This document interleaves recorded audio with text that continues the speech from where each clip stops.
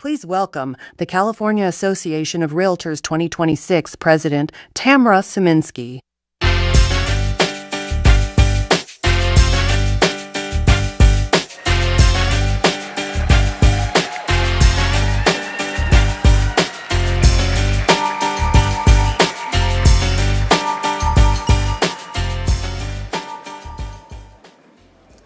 Wow, you all look fabulous. Good morning and welcome.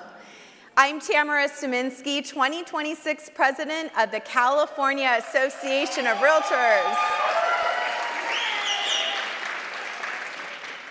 On behalf of the 190,000 members of the California Association of Realtors, welcome to our 2026 Homeownership Matters Gubernatorial Forum.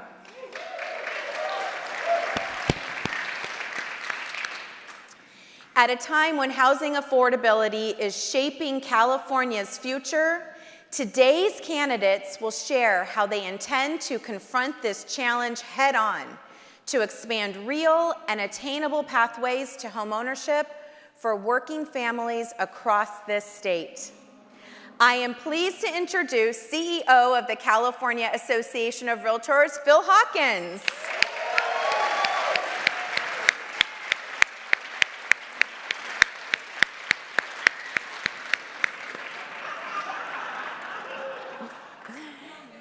Together, Phil and I will be moderating today's discussion.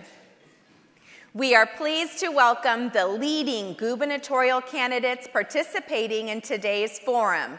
Javier Becerra, former U.S. Secretary of Health and Human Services and former Attorney General of California.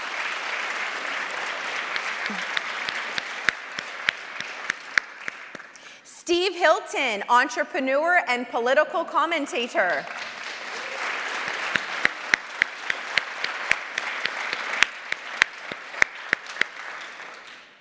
Matt Mahan, Mayor of San Jose.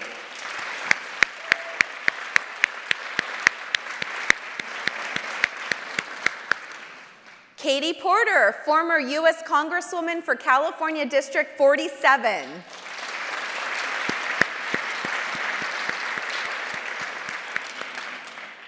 Antonia Villaraigosa, former Mayor of Los Angeles and former Speaker of the Assembly.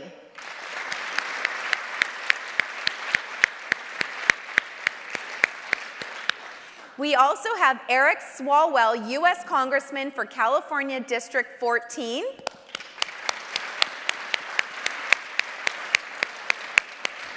And as you can see, he is joining us virtually from Washington, D.C. today after being called back for a vote related to international events that unfolded with Iran. So welcome all.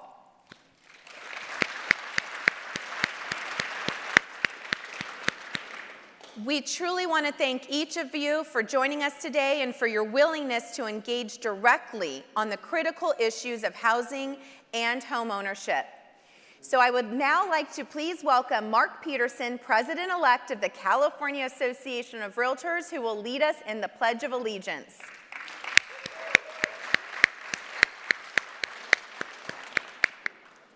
Thank you, President Tamara. So before we do the pledge, I just feel it's so important for us to consistently keep the members of the military in our thoughts and prayers, and just a blanket of security and protection over them, as well as they're doing what they do for us. So if you don't mind, just put your right hand over your heart. I should step aside a little bit. I pledge allegiance to the flag of the United States of America and to the republic for which it stands, one nation, under God, indivisible, with liberty and justice for all. Thank you so much. You may be seated. Don't get too comfortable. No. Why don't you stand up? But thank you, Mark. Thank you, Mark. We are going to now have the performance of the national anthem by another one of our own, Audine Ferris with the Tehachapi Association of Realtors. Please join us.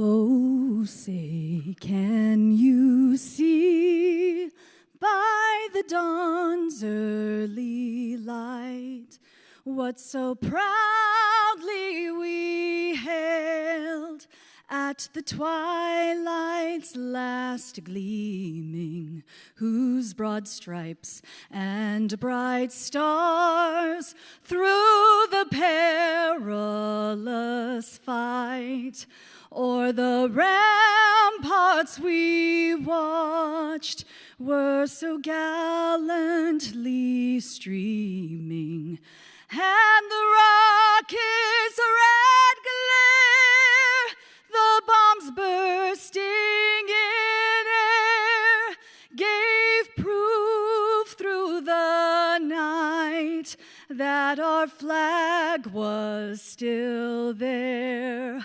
Oh, say, does that star-spangled banner yet wave o'er the land of the free and the home of the brave?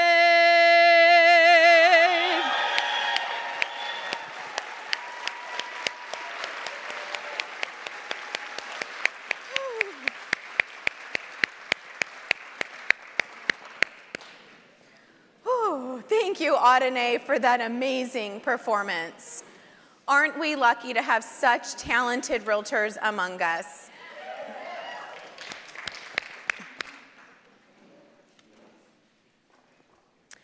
For the first time in a very long time, housing is at the center of California's policy conversation. There is urgency and there is focus. And there is growing recognition that the stakes of our state could not be any higher. But this cannot be just a conversation about housing units. Housing cannot only be about 4 walls and a roof over your head.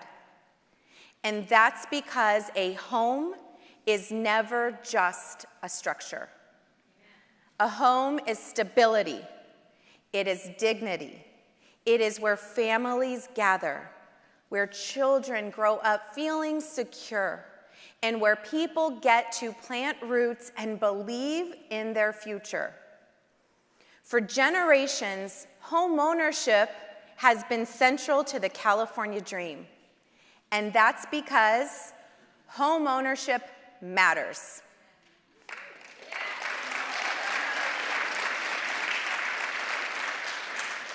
Homeownership creates stability and opportunities across generations.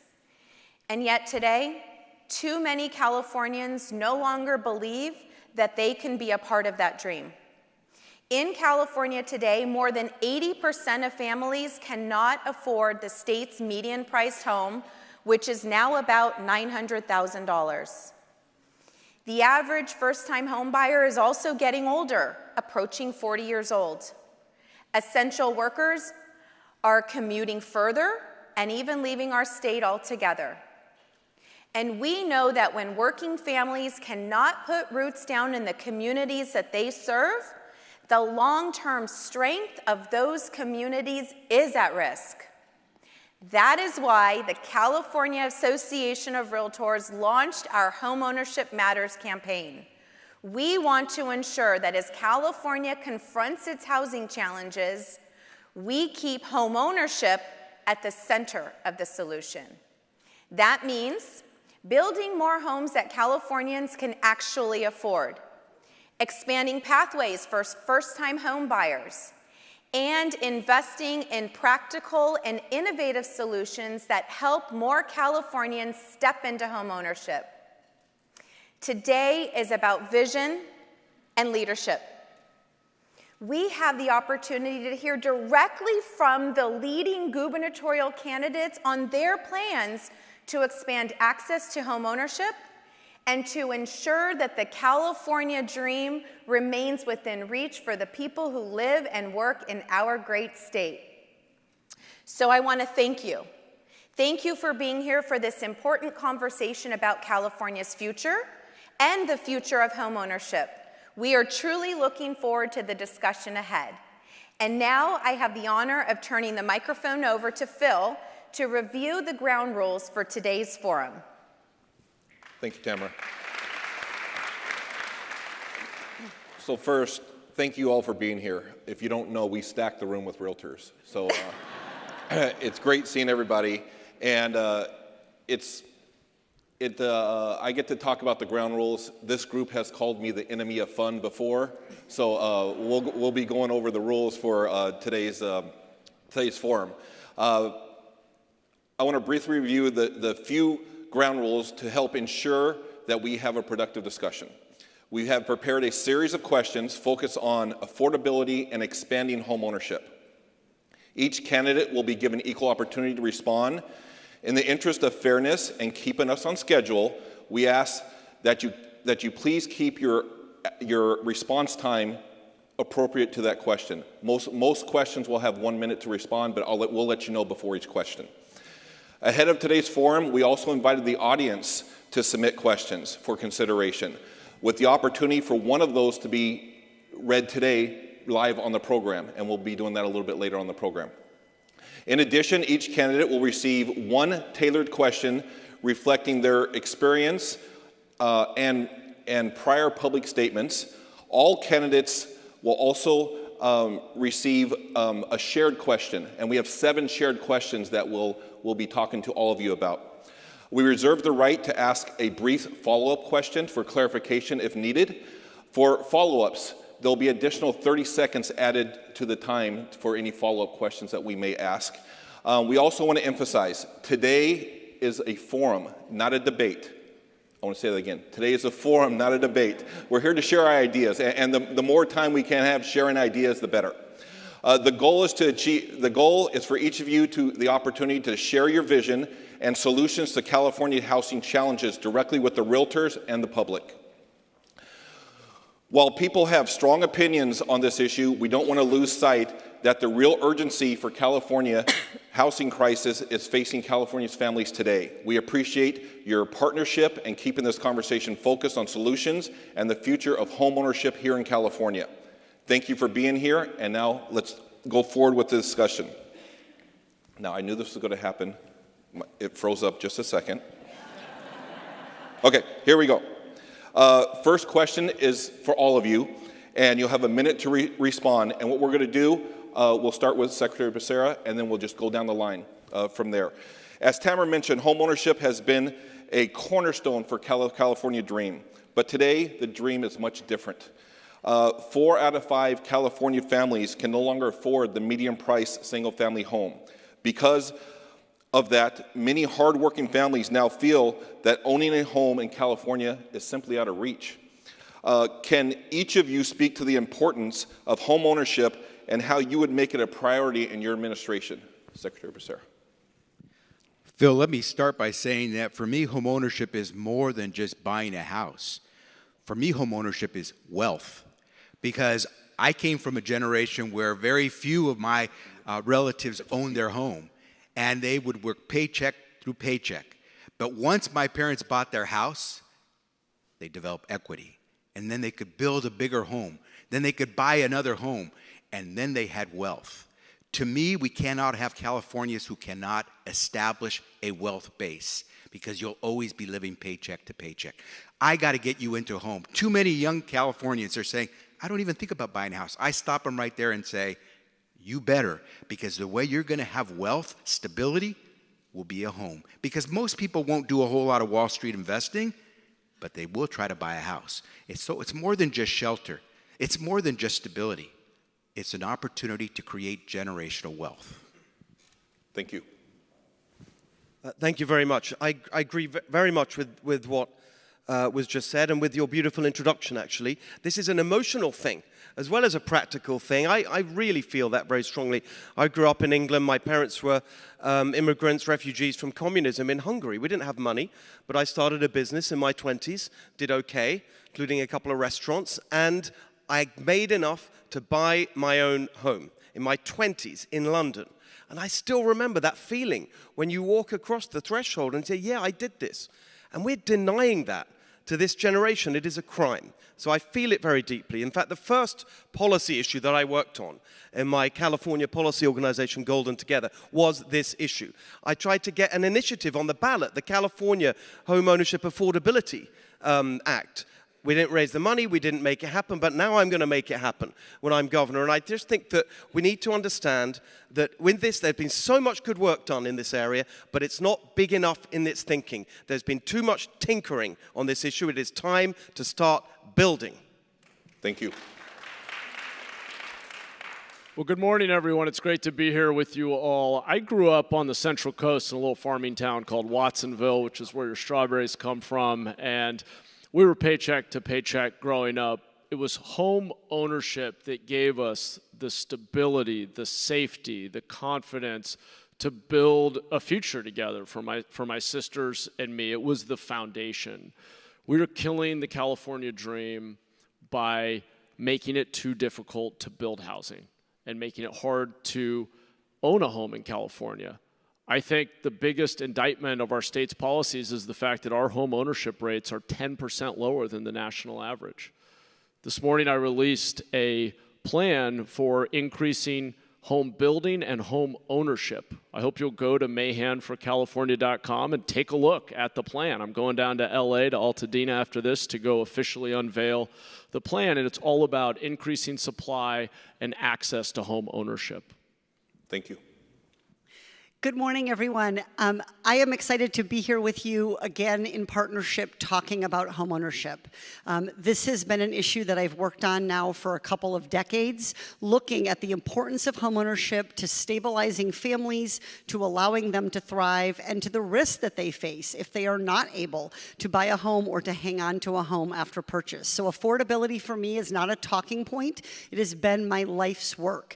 And so working in California during the foreclosure crisis, helping families who had taken a grasp at homeownership and sometimes weren't able to hold on. So I've seen firsthand, sitting with thousands of California families, what's at stake. Homeownership does not just determine your wealth, it determines your well-being. That is about the opportunities you have, the public safety, the safety of your community. So it's everything for families, and that is what they tell you as you work to find them. Often a very tough search, affordable housing in this state. So it is my top issue. It has been my top issue for the entire decade I have been in public service. Good morning, everyone. It's great to be here with you. You know, it used to be that home ownership was the pillar of the American dream. Now for our kids, it's 3 roommates in a crowded apartment. And for some families, it's 2 families to an apartment. I grew up in a home where we rented almost all our life. My mother didn't buy a home until very late in life after I was gone. I bought a home at 25 years old. Didn't have a rich father to give a down payment. Back then, I worked in a nonprofit, and I was able to buy a home. That part of the dream is becoming an elusive memory. And so the next governor is going to have to focus on making that dream come true again. And as your governor, I will do that. Congressman Swalwell. I want to tell you how I know about your members and what you do. I first learned about your profession when I was a kid, living in 13 different homes and going to 11 different schools before I graduated high school. I would circle the real estate listings from the Sunday paper and I'd put them in front of my parents, hoping that we could afford a home finally, because to me, it represented stability, staying in the same school and not having to move. To my parents, of course, it represented wealth. And that was my first priority when I served as a planning commissioner and a city council member in my hometown of Dublin when I came back home after college and law school. And that's why I'm running for governor. We have to be a state where you can take your first job, have your first kid, and God forbid, buy your first home in the same decade.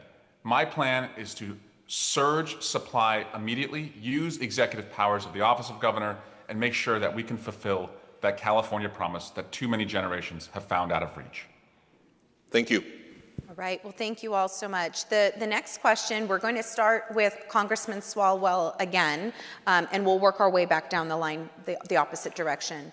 So many Californians say that the down payment is one of the biggest barriers to home ownership. Others say that the bigger challenge is just the total cost of the home and mortgage. And this all points to the fact that we need to increase supply and streamlining permitting, reducing project fees, and lowering the cost of building new housing. So what specific solutions would you support to expand homeownership opportunities for Californians? On day one, I'm going to put a 90-day shot clock in place for every agency across the state that approves or denies homeownership, new construction builds. We need certainty. A goal to me without a deadline is a dream. Californians are done dreaming. Also, a 270-day shot clock on outstanding litigation. Again, that's the fastest way to surge supply. But you should look at me as someone who has a 14-year record in Congress of attacking this issue. I still have student loan debt today. I know that student loan debt is one of the biggest drivers and barriers getting in the way of homeownership. That's why I partnered with Realtors to introduce a $25,000 first-time home buyer down payment assistance plan for teachers. And I want to build on that. And I know you have this Hertzberg bond initiative that would do that, and I want to be a partner with you along the way to put more capital into the hands of young people as they buy their first home. Thank you, Congressman. Well, there are two programs that your organization supports. One of them is California Homeownership for All, and the other is the CALFA program. We need to put funding, continue funding that so we can expand it beyond the small group who are currently do it by lottery. That's one. Two, we need to address the fact that on the ballot this year is a $25 billion bond that will allow first-time home buyers to buy homes. We need to get behind that. But look, it's too difficult. This is the worst state to build a home anywhere in the United States of America, everybody. You know, we need to suspend CEQA for a while, and at a minimum, require the standing that NEPA has. You don't need standing to file a lawsuit in California. You could file a lawsuit from Arizona for a project in Sacramento. That's ridiculous. We need to address the broken zoning laws that we have and permitting to move this along faster. Thank you. So I agree with Antonio. I'm assuming we can reference people if we're saying nice things. If you're saying nice things, go for it. I agree with Antonio, obviously, about Senator Hertzberg's bond, about the California Dream for All and more funding. But I think there are other things we need to do. One of them is speed up our building. So it takes about 2 years longer in California than it does in comparable states who also care about the environment, who also care about workers, which is part of our values. So we have to set that target and get there. That's going to involve working with localities, because localities do the permitting for housing, not the state. So we have to have a strategy to do that, something like a single application where the state has a standardized application to localities would help. I also think we have to innovate in construction technique, in building materials, in architectural design, and most of all in finance. I live in shared appreciation housing. I own my home. I do not own the land upon which it sits. It is a very, very innovative program, and but for that program, I wouldn't be able to call myself a Californian today. Thank you. So, as I think you're going to hear, we have a lot of the same ideas about the solutions we need. I think there's probably a lot of alignment, but I want to tell you what I've done as mayor of the largest city in Northern California over the objections of the advocates and the interest groups who so often block the reforms that many of us are talking about. We lowered fees dramatically and had to tell the park advocates, the affordable housing advocates, all of the other very well-intended groups in our city that it doesn't do us any good to have all of these fees on paper if we don't actually build the housing. It was a battle. But by removing fees and speeding up permitting, moving it to a ministerial approval, we unlocked thousands of new homes in San Jose that are under construction as we speak, thousands more that will break ground this year. So I have a track record as mayor of a large city of removing the regulatory burden and the fees that, while well-intended, prevent us from having the very thing we need, which is abundant, affordable housing. Thank you. So I agree with Matt that there's a lot of agreement here, a lot of alignment from all of us on some of the specific changes that need to be made, and that is great news for this incredibly important issue. Where I ended my previous answer, we got to build. We got to be big in our ambition.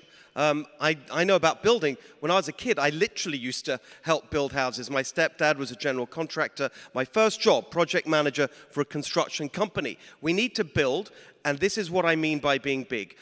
We've got to delete from all of this ideology that's taken hold of us in California of scarcity, that pushes us to all these things that actually make it harder and more expensive to build. We've got to get rid of all of that.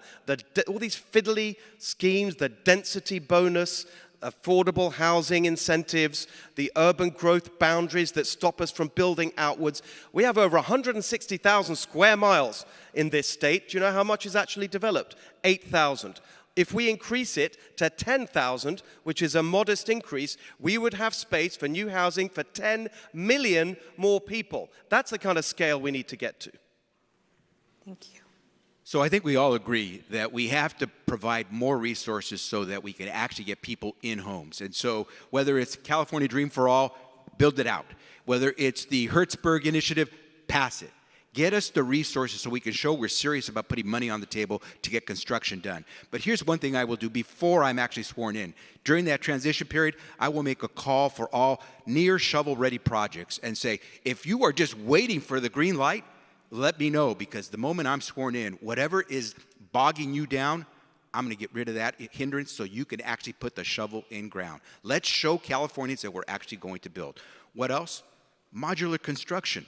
But let's do it right. Let's pay the people who are doing this a decent wage. Let's make sure that we also help those who have no choice but to go into work, who can't stay home and work from home, but have to go in, the teacher, the firefighter, the police officer, the nurse. Let's make it so there's a program to help them buy into a home. And the final thing I'll say is this: build, build, build. Awesome. Thank you, guys. It's okay. Yeah. This next question is going to be directed at Congresswoman Porter. You have 1 minute to respond. While serving in Congress, you introduced your Housing for All plan, focused on increasing housing supply and lowering costs for working families. Your proposal recognized the real housing reform required across federal, state, and local working together. Here in California, realtors see both sides of this. First, we see the side where homeowners are struggling, or potential homeowners are struggling to save for the down payment. And second, families are facing the high price of homes, the time it takes to build a home, and also the rising cost of home insurance. If elected governor, how would you work across all levels of government to expand home ownership and build more housing? I love this question, so I feel very lucky that my personalized question appears to be a softball. Because, look, anyone who's saying they can do it all at the state level, or there's a magic wand at the federal level, or it's just about what they're doing in one city, doesn't understand the web of how we actually build and permit and get to housing. The state has a really important role, and the legislature is going to be a really important partner to the governor in getting there. But there is a lot of work at the federal level. The 20% down payment, the fixed rate 30-year mortgage that your clients want, that does not exist because of a city or a county. That exists because of the federal government. We know right now the federal government, for example, is fixated on the 20% down payment. After the subprime mortgage crisis, they went from much lower down payments, very low, sometimes even zero, and they rubber banded all the way back to 20. I'm a professor. One of the things I study is housing. It's one of the things I research. You don't need a 20% down payment to have sustainable homeownership. Somewhere between 3 and 10% gets you there. So that's why California, stepping in at the state level and filling that gap between the 20% that the federal government requires and what we can know is actually sustainable is really important. Thank you. Thank you so much. Mayor Mahan, this question's for you, and you will also have 1 minute to respond. You just shared with us some of the things that you've been doing in San Jose, being on the front lines of housing approvals and production. You've seen firsthand the realities that the cities are facing when we're trying to help create homes that people can afford. So from your perspective, where has Sacramento made our state's housing policy harder rather than easier to expand attainable homeownership?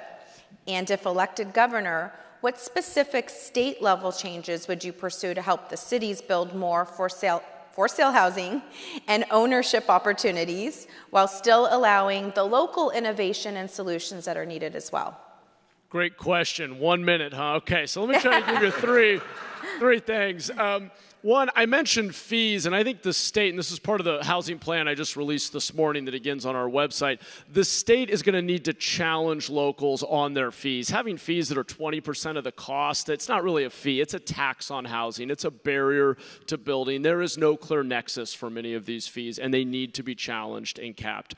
Number two, nobody wants to talk about it, but the building codes and the broader regulatory environment. And we're going to have some tough conversations with our friends in the environmental movement, the fire marshal, all the folks who have added layer after layer after layer. We've got to simplify our building codes. They shouldn't be twice as long and complicated as the next closest state, New York. It's ridiculous. It builds in a ton of cost. And then finally, I love Speaker Hertzberg's ballot measure, and I think we can go even further and have the state actually take equity and then create a revolving fund that even scales this up further. So facilitating home ownership is something else we ought to be doing. I see that minute is up, sorry. You did great. So the next question is going to be for everybody, and with a minute to respond. We talked today about several ways to expand home ownership. Things like down payment assistance, increasing housing supply, and streamlining regulations. And quite a few have already mentioned the initiative we're supporting. It's the Middle Class Homeownership and Family Home Construction Act of 2026. Say that 3 times in a row. At its core, it streamlines the approval process so things can get built. And second, it also it helps provide a low-cost loan program for people. So, knowing that, do you support the overall concept? I'm not asking you to endorse it, by the way. I'll ask that later. But do you support the overall concept? And as governor, what additional steps would you take to speed up home building and expand access to more affordable mortgage options for people? And we'll start with Secretary Becerra. Yes, absolutely support the concept. And remember, it is virtuous because those homeowners who get to take advantage of this opportunity to purchase, when they sell, they pay back. And so you do actually create a revolving fund that will be available. And you do it without asking taxpayers to cover that bill. And so it is a way to create a constant flow of dollars to help those who are just that far away from getting into a home. Think about it. Most renters are essentially paying the mortgage on that property. They just didn't have the capital to put the down payment in. What we're simply doing is saying, we're going to help you because you should be owning, not just renting. You should be developing wealth and equity, not just throwing your money into rent. And so we will do that. I think if we can do construction faster, that's where modular building will be really important. We get to that point. I believe we're going to have to sit down with our labor friends to make sure that we can move in the residential housing sector because there has to be a way. I want it to be that carpenter can buy the home he just built. Most carpenters today in the residential construction industry cannot afford the homes that they're building. We need to change that. That is not fair. My dad was a construction worker. I was a construction worker. We should be able to own a home too. Thank you. I support the concept, but what I worry about is that it's going to be more of the same tinkering. So we've had hundreds of bills on this in the past few years, and it's barely moved the needle. Secret exemption here and a little incentive there, and it just makes it more and more complicated, more and more bureaucratic. I think we need to go in another direction.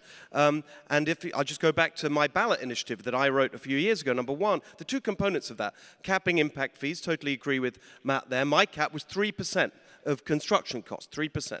Combined state and local, which I think you said at the time a little bit high, a little bit low, but we can talk about the exact cap. Secondly, ending the private right of action under CEQA. So we stop these ridiculous lawsuits blocking housing. 70% of CEQA lawsuits are used to block housing. We've got to end that. But I come back to this point about density. We've got to free ourselves of that constraint. We've got to allow ourselves to build outwards, not just upwards. And we've got to end the bias against single-family homes. We've got to end VMT. We've got to end the density bonus. We've got to stop all this fiddly stuff that makes it more bureaucratic and more complicated. Thank you.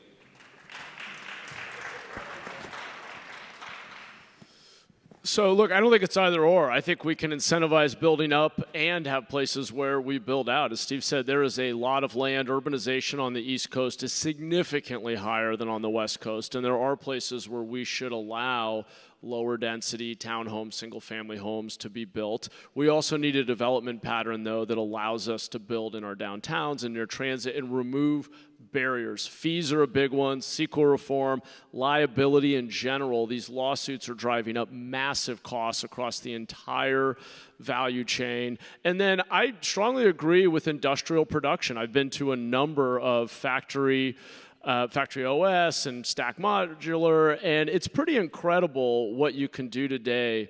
Without cutting labor standards, you can build the exact same housing at 50% less time, 20% less cost. And I think the next phase of this that our next governor should be pursuing is leveraging the state's purchasing power and our ability to incentivize factory built by prioritizing projects that use innovative construction methods when they're receiving any state funding or incentive. Let's get this to scale and enjoy the cost reductions that you get when you get to an economy of scale. So there's no single thing here, and so I want to take a slightly different tact on this question, which is, this isn't going to be largely, in my view, whether we make progress or not, is going to be about focus. So if you have a governor who says they have 37 priorities, in the end of the day, they will have 0 accomplishments. So if you say that housing is your top priority, then you will make sure, working in partnership with the legislature, getting the mayors who haven't always been on board. I'm in Orange County. They get sued like on the regular. How can we make sure we do this? So it's going to be about prioritization of housing. And then within that prioritization, you have the bandwidth and you have the clarity of direction to your entire administration and in your relationship with the legislature to do all of these different things. There is no one bill and no one approach. If you cut impact fees to 0, you will not have high quality schools and high quality parks and good roads and bridges, which is what people also want, as well as lots of closet space. So I think it's going to be primarily a question of focus, and that's why I'm proud of my housing track record and the length and depth of it. As you could see, there's a lot of agreement here, Democrat and Republican. Let me share a record. LA is bigger than San Jose, San Francisco, Oakland, and San Diego combined. In the middle of a recession in 2009, in 8 years, I built more housing than the 12 years before that when there wasn't a recession. Downtown went from 20,000 to 60,000 people, and it's now at 80,000 people. We did things like, instead of going to 12 departments, go to 1. And so what we need to do, all of what we just said we're going to do, but you need leadership here. I had dashboards, public dashboards, by the way, on everything, every campaign promise I went, but including housing, homelessness. The average house for homelessness right now is $850,000 a unit. That's not sustainable, everybody. So we got to drive down the cost, do all the things that we said, but look at a record. I have one. Congressman Swalwell. I support the bond, but a bond alone is not enough. We have to pair it with an abundance strategy so that we can ensure that these homes that have been regulated out of existence, what we call the missing middle, are able to come back. And these are fourplexes, duplexes, townhomes that naturally can be more affordable for first-time home buyers. Also, I'm going to draw on my experience from being a planning commissioner and a city council member in Dublin. We had a first-time home buyer program there. But I also saw in that experience, and I see it today, that California has too many regulations as it relates to building homes, buying homes. We are a blue state held down by red tape. And what I'm going to do is the same abundance approach that we brought to Dublin. And in fact, you can look at Dublin today and you can see we became victims of our own success because everyone else around us did the exact opposite. They put stop signs up as it related to building new affordable homes. So we became as unaffordable as everyone else. If we do that everywhere, we can have more housing that's more affordable for young people. Thank you. Thank you. Okay, the next question is for you, Mr. Hilton, and you'll have 1 minute to respond. You just spoke about increasing housing supply and re-examining policies that shape how houses get built in California. We definitely are hearing that Sacramento's discussion is about abundance. It's been said a couple times already. But much of that focus, as you just alluded to, has been focused on multifamily and higher density development. We know that Californians really do aspire to own a home, and many of them really do want a single family home. So as governor, how would you pursue specific housing solutions with abundance while also expanding opportunities for even single family home ownership, not just rental or high density? No, thank you. I completely agree. I'm going to be like Matt here and say, give me a minute for that. But I'll try and be brief. I think it goes back to challenging one of the big things that is holding us back from building single-family homes, which is this attitude that it's bad, it conflicts with the climate agenda. We've got to be direct about this. We've got to be honest. You can't have both. You look at the Global Warming Solutions Act, 20 years ago now, all the things that have emanated from that make it harder to build the kind of homes that actually people want to raise their family in California. Just one example I touched on briefly, VMT, vehicle miles traveled. That is also a hidden tax on housing. Since 2018, you try and build housing, they don't want you to build single-family homes because it will increase vehicle miles traveled. So there's a disincentive. We just got to get rid of that. There's so many things like that. And they all come out of that one act passed 20 years ago that is causing massive problems. So we've got to be clear that you cannot continue on the same path we're on with this climate agenda and not change it at all and deliver any of the things we've talked about here. It is a choice, and I want to choose housing and single-family homes for our people here in California. Thank you. So my next question is going to be directed at Congressman Swalwell. You have 1 minute to respond. Congressman, while in Congress, you introduced the Educator Down Payment Assistance Act. The goal of that legislation was to help teachers overcome one of the biggest barriers to homeownership, saving for a down payment. Here in California, we also have strong demand for programs such as the California Dream for All program. If you were elected governor, how would you work to ensure that California continues to invest in and protect down payment assistance programs like California Dream for All as a meaningful pathway for first-time home buyers? You know, I introduced that because I knew it would help people like my parents find a pathway to buying a home. And I worked with the realtors to get it right. And I've supported legislation that Jimmy Panetta has introduced as it relates to capital gains, and Jimmy Gomez has produced and introduced as it relates to commercial properties that could be converted for home building. I know that our first responders, our police officers, our firefighters, those on the front lines helping our kids, our teachers, our educators, that they are commuting from the hinterlands. And so by focusing on giving them more capital so that they can have that opportunity to buy their first home and build wealth will be game-changing. However, my other job as the state faces potential budget shortfalls is to be focused on revenue, revenue, revenue. And so we have a revenue plan that works to make sure we're not just dependent on a few AI tech companies doing well, because when the market dips, we know that puts all of us at risk, particularly first-time home buyer programs. Those would be the first that many would call to cut. We need to expand revenue in our state. Thank you. Wasn't sure if we were going to have the full applause. Secretary Becerra, this question is for you. You'll also have 1 minute.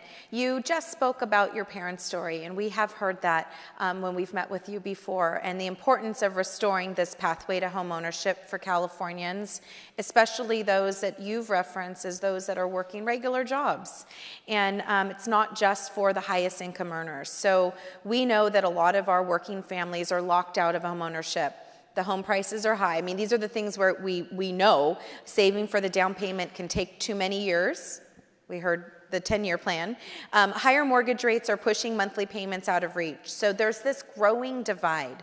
If elected governor, what specific policies, procedures, partnerships, or investments could you pursue to help first-generation buyers overcome the barriers?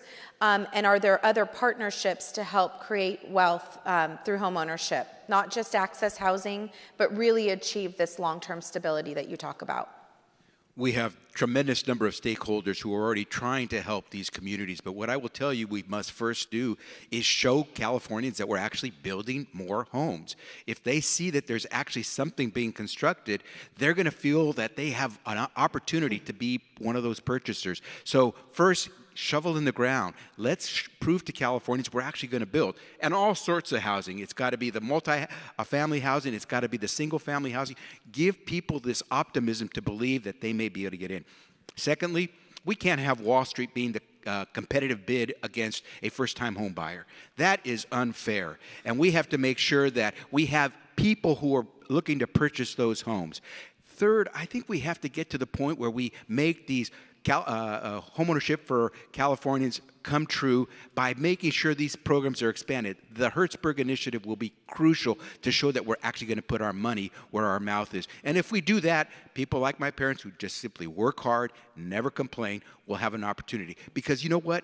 Those folks never will renege on a loan. They are the safest bets. They just have to be given a chance to prove that they will always pay monthly. They just need a little help with that down payment. Thank you. Mayor Villaraigosa, this question's for you. You have a minute. You served in the legislatures up here in leadership in Sacramento. You've served as mayor of Los Angeles. Given your experience working across the different levels of government in housing policy, if you were elected governor, how would you work with policymakers to keep homeownership a central part of your administration? One of the things we're going to have to do, I learned a lot about what Sacramento does with unfunded mandates on cities and counties. One of the things we're going to have to do is work and collaborate with cities and counties. It's not just going to be the state, as you said a few minutes ago, it's also the federal government. It's an all of the above strategy. We've got to get cities and counties to understand the law's the law. They're going to have to start building, but one size doesn't fit all. Some cities are going to do a lot more single-family housing. Some cities are going to do a lot more condos and multifamily housing. One of the things that I intend to do is work with the legislature to understand that one size doesn't fit all, but make sure that the cities and counties understand that we're going to have to build that housing and conform with the law. Thank you. Okay, so this one is for all of you. We will give you each a minute to respond, and I'm going to start with Congressman Swalwell and work our way down again. We'd like to actually turn to a question from one of our Realtor members. We gave everyone an opportunity prior to the forum to submit questions, and one was selected to be shared live. So each of you will have the moment. This question comes from Aaron in Sacramento. Given that insurance is directly impacting real estate transactions and property affordability, how would you collaborate with the new insurance commissioner and the legislature to implement both immediate and long-term reforms to the California insurance market? Congressman Swalwell, we'll start with you. The cost of homeowners insurance today and the overexposure of the FAIR plan, which by the way is about $800 billion, threatens to tank the entire housing market. And it's a housing market, as you know, that is already unaffordable. So first, what I'm going to do is work with firefighters. I'm endorsed by the California firefighters. They are experts in wildfire prevention, utility modernization, and work with them to make the investments so that we can address one of the biggest drivers that's causing insurance rates to go up. Second, I'm going to make sure that we hold utilities accountable. We're going to investigate the link between utility-caused fires and the withdrawal of private insurance and make sure that when utilities have to pay, that it's not passed on to the ratepayers.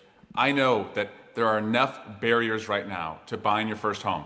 As I said, you have a whole state of folks who have too much student loan debt. That's a barrier to the down payment. But the homeowners insurance crisis in California is a separate barrier that I have to focus on day one as governor. Thank you. Mayor Ragosa. At a time of climate change, this is the only state that didn't do catastrophic modeling, the only state that didn't do reinsurance, and the only state that it takes longer than 18 months to pass a rate hike. And what I've said to people, when you realize that the entire market has left California, look in the mirror. It's you that pushed them out. And so the next governor is going to have to work with the insurance commissioner to make sure that we're addressing those three big things. Because let me tell you, I'm on the unfair plan, and it won't.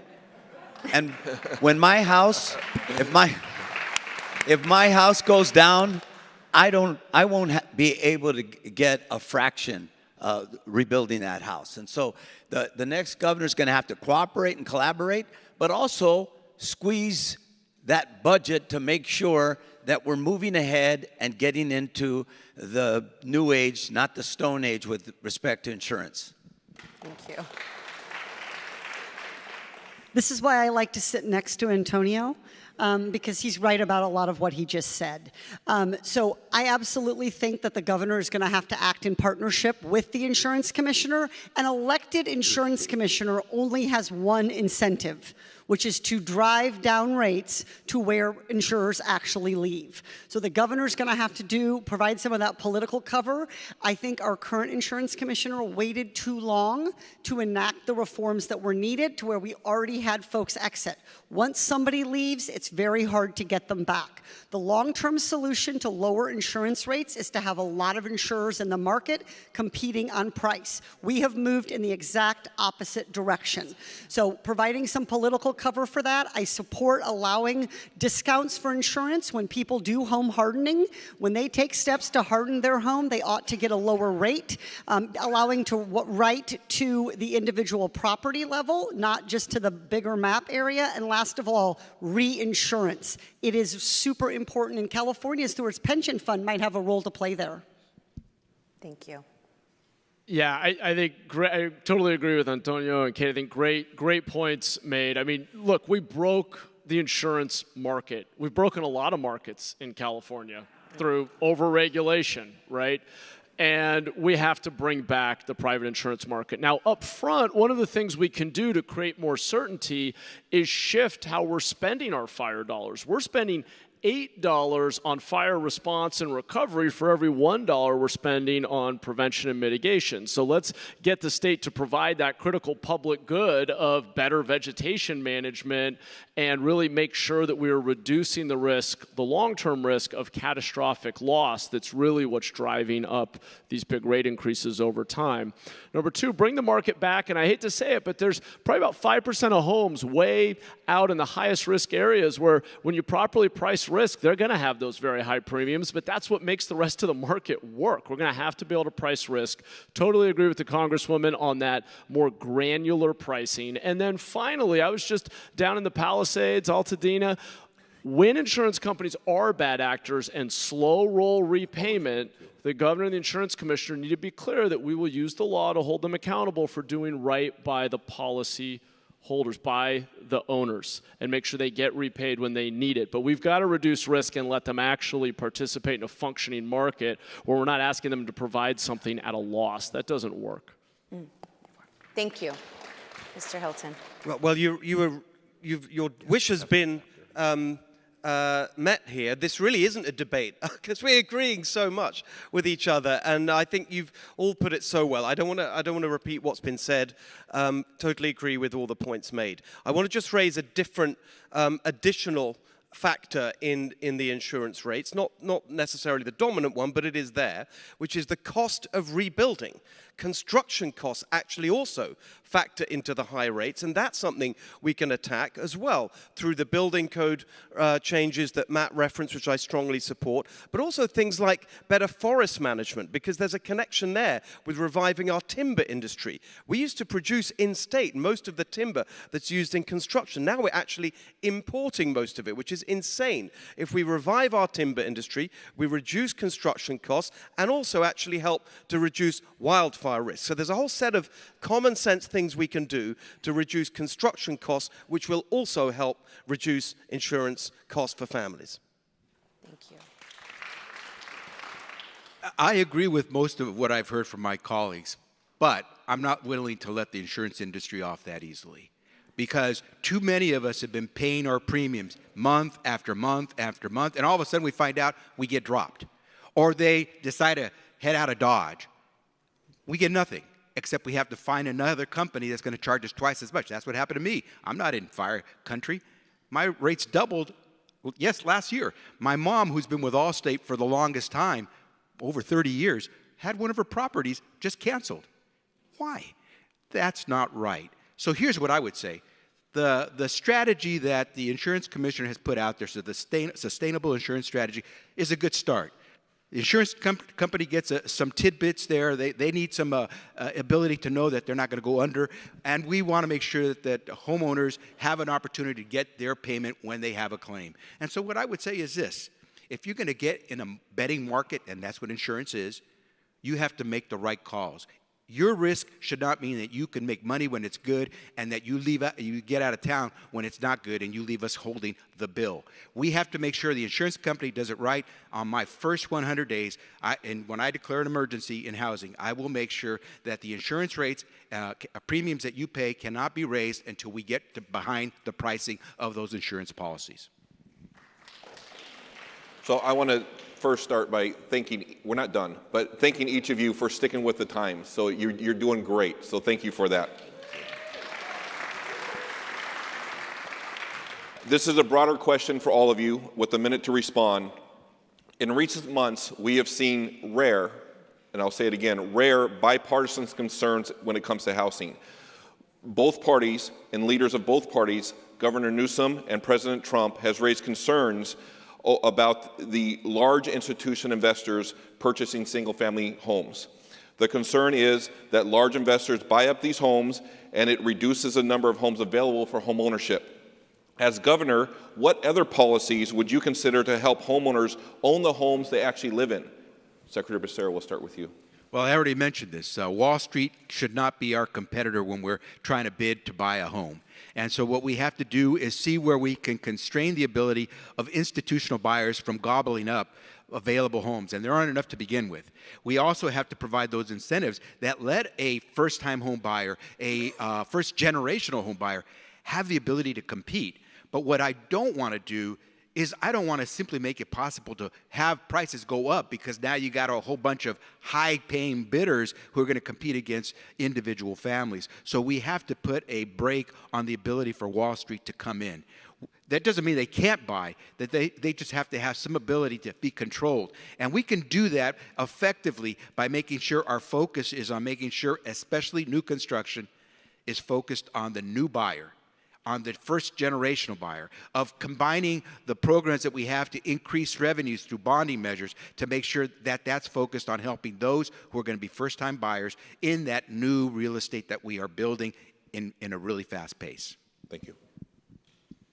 So I agree with the principle, and you put it very well. But in practice, I think it's a very concentrated problem rather than a widespread one. If you look at the total amount, it's less than 1%, I believe, of the housing stock nationally is in institutional housing, less than 1%. But in some areas, it's very concentrated, and it can cause real rage, frankly, in those areas, and quite rightly so. So the way I would approach this is to do the work to find out where in California, if there are places where you have that concentrated institutional activity in the market that's displacing families, then we do need to do something about it. But just in the remaining time, I would say that when we're looking at this question of housing affordability, I think we do need to see it in the context of overall affordability. All these other things that we need to do. Part of my plan to reduce costs for Californians, your first $100,000 tax-free, $3 gas, cut your electric bills in half. There's a whole policy plan for all of these things. If we reduce costs across the board, that will also help with the housing affordability issue. Thank you.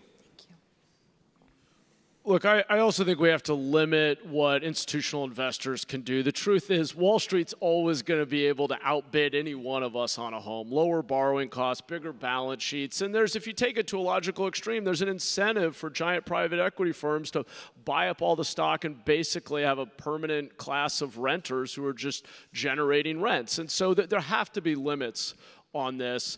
But the fundamental problem in California is, again, we broke the housing market for both construction and ownership. And it's overregulation, it's bureaucracy, it's cost. It's why my housing plan is about capping fees, simplifying the building code, incentivizing factory-built housing, reducing litigation risk, all the things that as mayor of a city I see play out every day as barriers to building the housing that we need, and when it comes to construction defect liability, preventing us from building that most fundamental building block of home ownership, condos. We don't build them in California anymore. So we have to tackle the cost side and the regulatory environment most of all. So, I think when you think about institutional, and we use this term, I mean, what we really mean is a family doesn't own the home they live in. The other owners really come into three different categories, and I think we should separate them out. One is foreign investors. I think this does not serve our country, it does not serve California, and it is a very big problem in some parts of California, including some cities in Orange County. The second is the person who has the duplex and they rent out the other half, where they bought a starter home and then they moved up and they were able to hang on to both homes. That's their retirement savings. That's their equity from home ownership that you help them get at work. That's not, to me, what we're talking about. So the foreign investor is the easy case, hard no. The mom and pop who bought their little 2-bedroom and then bought a 3-bedroom, I don't want to take that away from them, because there are going to be some people for whom renting a home rather than renting an apartment is going to be right. They might have pets. They might be like me. They might have boys. And nobody wants to rent to people who have teenage boys, and there's a good reason for that. But the Wall Street piece, I think, is different, and I think it's really a symptom. It's not itself the problem. It's a symptom of all the things that are broken. So if we're solving everything else, that problem will diminish on its own. I'm with Katie. There's a difference between small investors, 5, 6, 7 units, and institutional investors. It's actually 2% in California, not 1%. I'm not for it, and I think we need to limit it. I'm with Mahan, and maybe because we were both mayors. Everything you said is exactly what we need to do. But there's some other things. We have excess city, state, county land that we could use for first-time home buyers, that we can use for workforce development. As has already been said, we need an all-of-the-above strategy. It's market rate, it's workforce, it's affordable, and it's homeless housing. And as I said, that homeless housing can't cost $850,000 a unit. Tiny homes, $100,000, $130,000. We need to do an all-of-the-above strategy. I agree with my last two colleagues. Thank you. Thank you. We want California homes to be for California residents, not REITs. And so my first priority will be to shift the market away from this safety deposit effect that institutional investors have brought, but do it so by creating exit incentives that encourage large institutions who own many of these properties to sell their homes to single-family holdings rather than to other institutional investors. Also, we could put in place what I see an exclusive 30-day rule that if an institutional investor owns a home, that it has to first be shown to a family. But really, to attack this issue of homeownership in California, it has to be surging supply. So my entire housing plan is about, as I call it, putting shot clocks in place so that we surge supply, make sure we have decisions made much faster, get rid of the uncertainty that drives up costs and brings down pathways to homeownership. Thank you. So this question will also be for all of you. We will start with Congressman Swalwell again and make our way back. In 2017, we know that Governor Newsom pledged to build 3.5 million homes by 2025, and that was a very ambitious goal. It was later revised to 2.5 million by 2030. And these targets helped frame the housing conversation around measurable production goals. But meanwhile, we have California home prices, which are still increasing and remaining more than twice the national average. So we've already talked about, I mentioned the average age of the first-time home buyer is approaching 40 years old. So the last hour, we've really actually talked about expanding pathways to homeownership. So if elected governor, what specific measurable goals would you set? Whether it's just for housing production, but for expanding the actual homeownership. And then what does success look like to you at the end of your first term? How would you measure whether California is really expanding access to homeownership for the working families? And how could you track whether California is increasing this access for our working families? I'm going to start with the last part of the question, because the goal has to be, as I said at the start, that we're a state where you can take your first job, have your first kid, buy your first home in the same decade. And so to get there, the measurements that I'm going to look at, the dashboard that I'm going to have, is the new housing starts. You know, is it 100,000, which is about on average what it is right now, or is it 300 to 500,000, which is what we're going to need to do to meet our 2030 goals and beyond. Second, I'm going to look at apartment rental rates, because I know that if those are too high and we don't have enough supply of apartment housing, then saving to have a down payment is going to be too far out of reach. Also, we'll continue to check in with our realtors, as I have done for the last 14 years, asking about the average days on the market, as well as asking about the median home value in different communities. Finally, it's very, very important to me to make sure I understand the average age of a first-time home buyer. As I said, that has to come way down, otherwise the California dream is too far out of reach. Thank you. You know, that's the problem, isn't it? Yeah.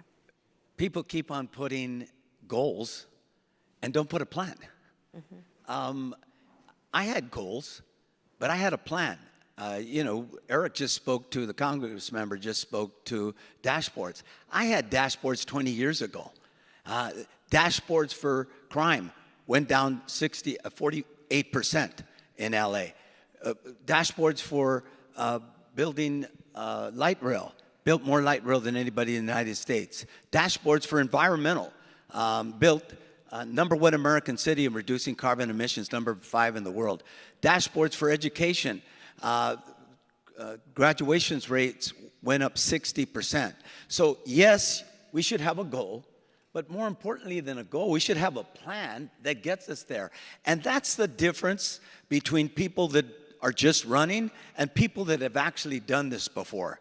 And as mayor, that's the closest thing to, mayor of LA, that's the closest thing to governor that we have. So Phil, you asked for specifics, so I want to be really specific about the 3 metrics I would look at, recognizing that there might be more, and that these are 3 that come to top of mind based on what I think. 1, how long it takes to build. We are not going to bring down the cost if we are increasing the time. Time is money, right? It's a higher interest rate, more financing, higher labor, all of those things. So can we build our housing at the same speed as our competitors, similar states? That's 1. Number 2, what percentage of people's income are they spending on housing?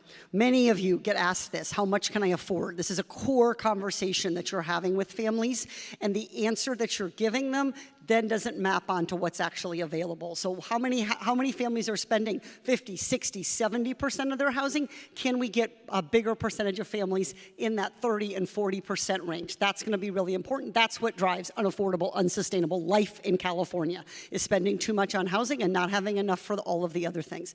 The last one is going, oh, hang on. Shoot, I might have to come back. Okay. The 2 were really good. Really, the last one was really good too. It was a good 2-point plan. Yeah. Better 2 than 0. Yeah, exactly. So probably like all of you, I am sick and tired of these big numbers that are disconnected from reality. We're going to build 1 million, 5 million, 10 million homes. Why not say more? It just doesn't mean anything. And I think, you know, if you've actually been in an executive position and had to deliver outcomes, you look at rates of change. You look at key input metrics. I helped build a couple of tech companies as CEO, had to report to a board of directors every 90 days for about a decade, now lead a large city. And I think it's pretty simple. I think right now, if we want to unbreak California's housing production market, we need to look at the cost per square foot. And it gets into all the things we're talking about. And again, in a minute, I can't do it justice, but if you go to mayhanforcalifornia.com, I give you the 15 things I would do as governor. 30-day limit on permits, capping local impact fees, getting unnecessary costs out of the building code. Why do we build twice as many stairs as everybody else in California? I mean, there are a bunch of things we can do to bring down costs so we can compete with places like Colorado, where it literally costs half as much to build the exact same home. That's the metric. We fix that, we'll get the millions of homes in the long run. Thank you. Oh dear, we're strongly agreeing again. This is a total nightmare. Total nightmare. Maybe I should, also, Katie, I'll offer you a third one, maybe you'll take it, which is just the basic number, was the home ownership rate. What proportion? Was my third idea, by the way. Okay, very good. So we're now, really, we're the lowest in the country.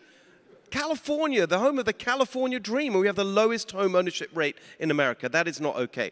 I want to just talk about the question that others have touched on, which is like, if we all agree so much, why is it so bad? Why isn't anything happening? Yeah. And I think you've got to be clear that you need an attitude to blast through this bureaucracy and to stand up to the interests that are holding us back. Because it seems to me that by the time all these great ideas and this consensus gets to the legislature, it all ends up killed by lobbying and nonsense and the interests and the unions and the environmental groups and all this blob of bloat that actually crushes our good intentions. So we've got to take that on. Whoever of us gets there, we've got to be really tough with the interests that are holding us back.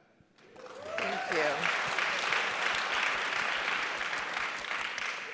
I absolutely agree that you have to base much of this on home ownership. If we're not moving the dial, we're not really helping people, because we want them, as I said, not just to have a shelter, we want them to have wealth. And so home ownership rates have to increase. A couple of things that I would absolutely do. I already mentioned one. Day one, make sure I'm looking for those shovel-ready projects, because I need to inspire Californians to believe that we're actually going to build. So let's get those going. That will help us show production is moving. The second thing is we need to get those commercial buildings that are empty and convert. I know it's going to be expensive, but you know what? They're located right where the jobs are. And you wouldn't have to have the worry of having to commute an hour and a half if you were living in the building close next door to the building where you work. So let's figure out how we do conversion so we can make sure that people have housing. The final thing I'll say is this, and I have to give you a tip of the hat. Thank you for letting me know what I should offer on a house. Thank you for letting me know what I should put the value of my house in when I buy and I sell. You need good people who know how to do this. You need the experts. Convene the experts so when you make these plans and give out these numbers, they're realistic. I made realistic buys and realistic sells because of you. So before I get to the last question, we'll do the last question, and then we're going to allow, after that, it's over a minute for closing remarks from each of you. So the last question, and something to think about just for a second. The campaign trail is long, it's grueling. I'm sure at times you're extremely tired, you're hop on a plane here and there. When you go home and you're able to relax, what shows are you watching? And would you give them a thumbs up or thumb down? So what are you watching right now, and would it be a thumbs up or thumbs down? Secretary Becerra. Oh, man. When was about the only thing I tell you is we signed up for BritBox for a few months because my wife and I rarely have a chance to watch television. And we're getting into all these investigative murder cases. And, okay, I don't feel so badly. You're there, too. Because I don't like all this tech stuff. I don't like all the blow them up, all the violence. And I want to see something that makes me think a little bit. And I like that these are pretty cerebral detective stories, and they also have character development. I like that people look like human beings, and I like that at the end of the day, you could say, that wasn't so far-fetched. And so I'm pretty basic. I'd rather read a book. Go ahead. So what a nightmare question, because I'm afraid I'm going to have to tell the truth rather than give you a political answer, and you'll see where this is going. So I'm actually genuinely watching this show, which is from the producer. You talk about BritBox. It's a British show. It's from the producers of Veep. It was the kind of precursor to Veep, actually, a show called The Thick of It. And it satirizes the political process. It's incredibly profane. There's a character that curses like you've never seen before. It's very, very funny. It starts off satirizing the Labour government of Tony Blair and how they operated. But the nightmare is it then moves into satirizing the Conservative opposition, where I worked as senior advisor to David Cameron. And unbelievably, to my horror, there is a character based on me, literally called Stuart Pearson. And when I first saw it, I thought, that guy looks a lot older and is a lot heavier than surely I am. But I'm afraid I'm on the campaign trail, I'm turning into him. So it's all a bit of a nightmare. That's the truth. Thank you. What is it called again? I'm going to have to watch this. The Thick of It. The Thick of It. It's crazy. That's where I'm going to do my Oppo research. Exactly. The Thick of It. Yeah, Awesome. I thought knew you were going to say Fox News. I knew I shouldn't have said that. I love it. The Thick of It. Awesome. So when I get home, if the kids are still up, Sylvia and I are raising two younger kids. Nina and Luke are 8 and 6, and so we have a ton of fun together. We're watching Bluey or something like that, and I'm a fan, actually. Bluey's pretty clever. Or maybe I'm just not that smart, but if the kids are asleep, lately we've been watching a show called The Diplomat. I think it's Carrie Russell. Is that her name? Yes. So we've been watching that on Netflix. It's pretty good. So I only watch TV as a way to get my teenagers to spend time with me. And so with my daughter, who is an 8th grade girl, I watch Gilmore Girls. As in, I'm on the 5th of 7 seasons. With my son, Paul, who is 17, we watch The Pit. And so I can always predict how Paul's grades are trending. I don't need to check the app, because if he says, I don't have time for Pit, I know he just got a C. And if he has time for Pit, I know he performed well. But I actually mostly read. I think partly having a house with 3 teenagers, being on the campaign trail, I want that silence a little bit. I want that time to think and to noodle. So my book recommendation for you is a book called The Correspondent, which is a wonderful book in which an older woman who's retired from her career as a trailblazer is writing letters to her kids, to all kinds of people, and it's a magical, wonderful book and great to take with you when you're kind of killing time waiting for someone at a showing. Thank you. So I usually get home too late, and so instead of watching TV, I listen to music. I love Kendrick Lamar as an example, and I'm old school, so I still listen to Tupac. I like hip hop.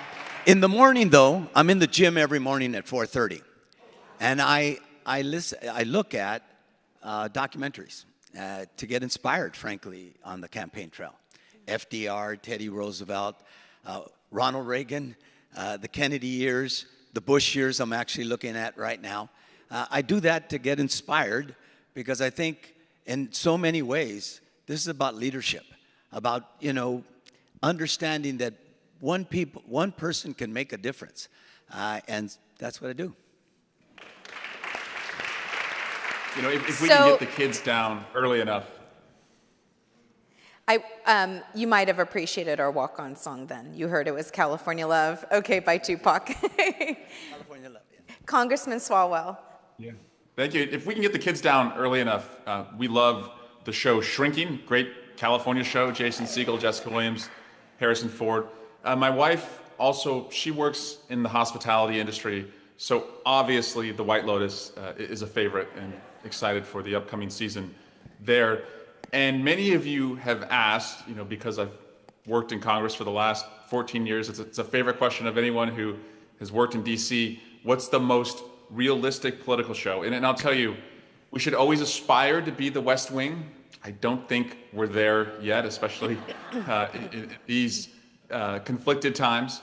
We're not as clever as House of Cards and not as evil. If you want the truth, my experience over 14 years is that it's Veep. It's really, the day-to-day is more like Veep than anything else. That's the most accurate Washington show. So Congressman Swalwell, we'll start with you. If we can wrap this up with a 1-minute conclusion on housing and where you would like to take housing when you become governor, if you become governor. When I finally found stability as a kid and my parents found wealth and equity as first-time homebuyers, it was in a place called Dublin. And when I left Dublin, 25% of us went off to college. I came back home 7 years later, and the city had gone into Renaissance. We were building like crazy, and the developers and the builders were building new schools, new firehouses, new community centers, new ballparks. The streets got safer, the schools got better, quality of life went up. Today, that same high school that I graduated from in 1999, 96% of the kids go off to college. I saw and worked firsthand in a space where supply lifted the fortunes of everybody. That's why I'm running for governor. I just also want to tell you some news that we just shared publicly. Ian Calderon, who was in this field, has joined me. He is a housing advocate, and we have a plan to increase supply, to tell that Dublin story all over the state. Thank you. First of all, I want to thank all of you for being on the front lines of homeownership. I was born and raised in this state. My grandpa came with a shirt on his back and a dream. This is a state that's given us all more than we could have ever imagined. It's the only state with its own dream. But let's be clear, that dream has lost its luster. And the key to that dream is homeownership. The key to the dream of building wealth, but also having a place where your family can recreate, live, and dream of a better future is what's key about California. That means we need leadership, folks. You know, we're all good people and we all agree on a lot of things. But at the end of the day, record counts. At the end of the day, it's vision, it's goals. But at the end of the day, it's actually getting those things done. I have a record on doing that my entire life. I'd be honored to have your support. Thank you very much. Thank you. Thank you all for your time and for your attention today and for your consideration. A couple of months ago, around the kitchen table, my son Paul, he's the B- student, he knows. He said to me, "Well, Mom, if I move out of California, will you come visit me?" Wow. And I was a little surprised because I said, "Well, Paul, why would you love California? Why would you leave California?" And he said, "Well, I'm thinking I might want to have a family and I might want to have a house. And I know that means I have to leave California." So I am running. I had great parents. I'm proud of them. I'm proud of what I was able to accomplish in my past. But I am running for what's going to happen to California in the future. Many of the fastest aging cities in the United States are not in Florida. They are here in California. So we need to be a state that doesn't just retain people like my son and hopefully students with even higher grades, but welcomes new families to come to California. We're in a competition for population. So I want to see a California that's growing, and that means expanding opportunity, including homeownership here. That is my vision. Thank you so much. I'm running for governor because we can do better in California. In San Jose, I've partnered with our local Realtors Association, C.A.R. I see a number of the members here today, to lead a revolution of common sense, to get government back to basics. And as mayor of a big city, I'm closer to the problems and the solutions that we need, and have worked with partners like our Realtors Association to reduce crime by over 20% and make San Jose the safest big city, not just in the state, but in the country.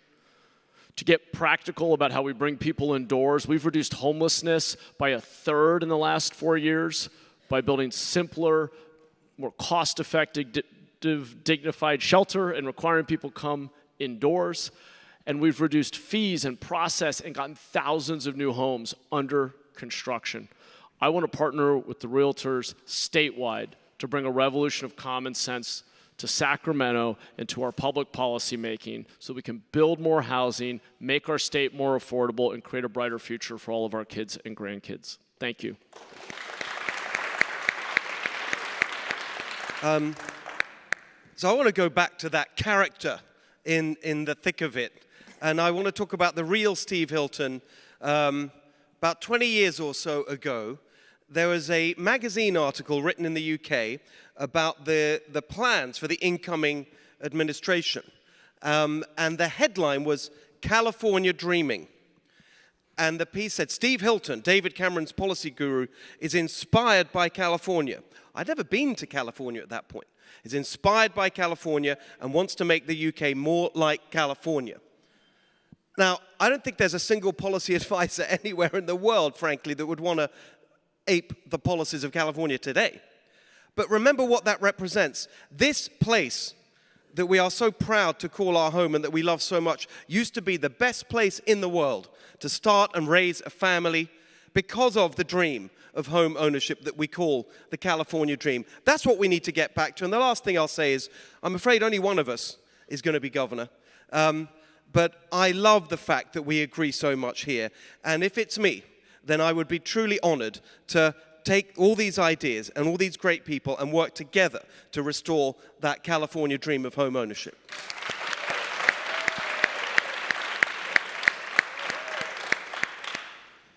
So I received some, what I believe was really good news yesterday when the California College Democrats statewide on a more than 2/3 vote decided to endorse my candidacy.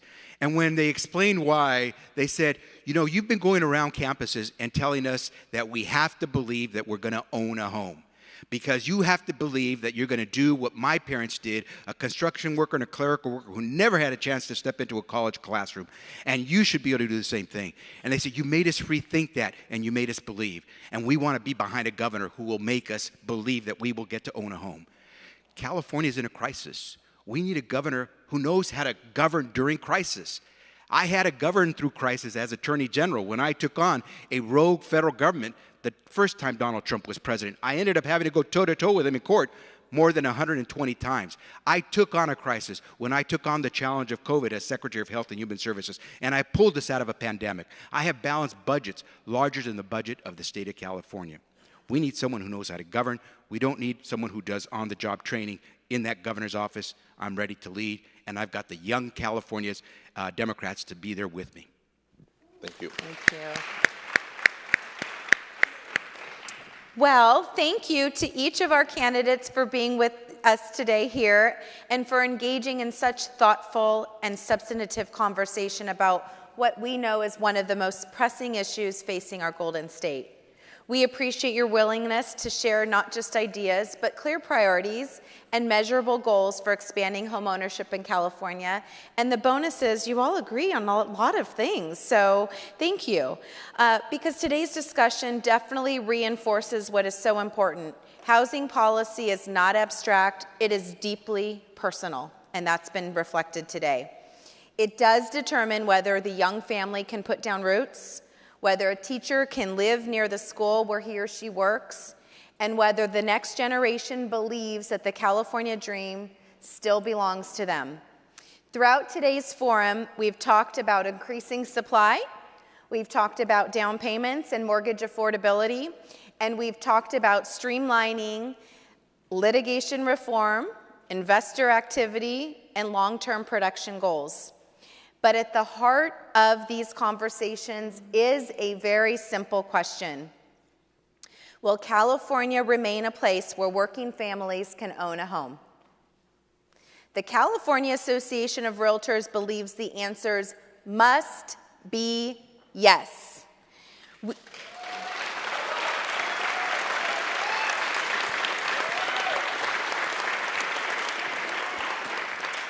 We represent over 190,000 members across this state. You are the professionals who work every day in your communities, helping families navigate the path to home ownership. And I am so grateful for our Realtor members who show up, who engage, and for continuing to advocate for policies that expand opportunity. Homeownership matters, opportunity matters, and community matters. The work ahead will require partnership between state leaders, local governments, industry, our realtors, and the families that we all together serve. Thank you again to our candidates for their time and participation. Can we give them another round of applause?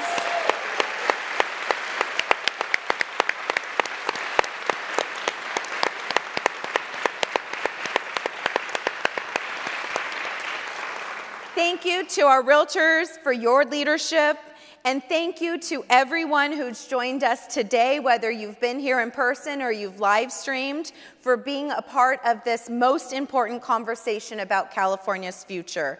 Thank you. Have a wonderful rest of your day. And we're going to take one picture. Thank you so much. We're going to do one shot.